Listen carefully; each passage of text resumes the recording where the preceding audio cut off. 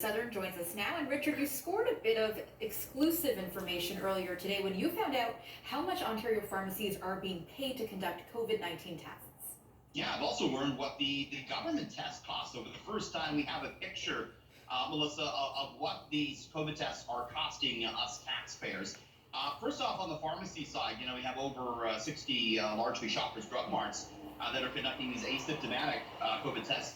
They charge $42 per test to the government, and that includes $20 for a patient assessment fee and another $22 for a collection fee. Now, this appears to be slightly cheaper than the tests at the government-run assessment centers. I've been told that they cost, on average, $47.50 per test. So $42 at the pharmacy, $47.50 at the government assessment centers. We don't know how many total tests have been done, although I guess we could add that up. But, the NDP is kind of taking aim at the pharmacy test. They have a statement out, Melissa, and it reads, quote, "The Doug Ford government denied requests from our public health care system for more funding and more staff, which would have enabled them to expand testing and be ready for a second wave that everyone knew was coming. Ford said no, but when his insider buddies running massive pharmacy operations asked for cash, Ford said yes." So interesting that we do have a bit of a snapshot about what these tests are costing us, Melissa.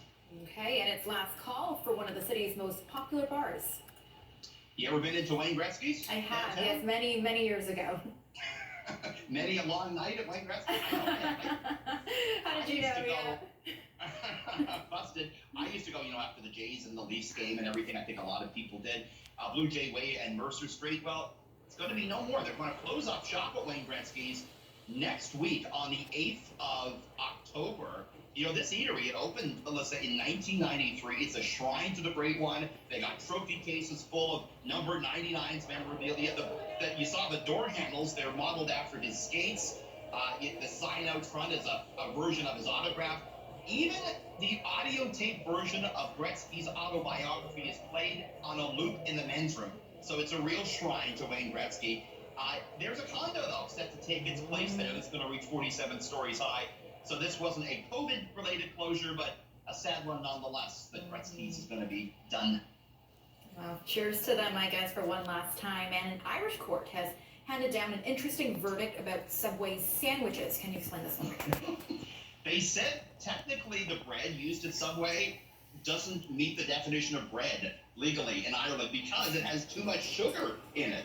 The court ruling on this today, they said the bread at Subway in Ireland can't be exempt from a certain tax there because there is 10%, their sugar content in it is 10% the weight of the flour and the dough. So technically they can't call it bread. This is just the latest controversy to strike Subway bread. Back in 2014, it was found to contain a bleaching agent, which was removed. And then in 2016, it was discovered that footlongs were in fact 11 inches long, so a little bit too small, and that kind of went to court as well. Hey, Melissa, you and I, we're back around 6:40. We're going to look at an interesting knock-on effect to that crazy debate last night, plus an interesting story about Crocs, the shoes. Love them or hate them. We'll talk about that at 6:40. Sounds good. We'll see you then. Thanks.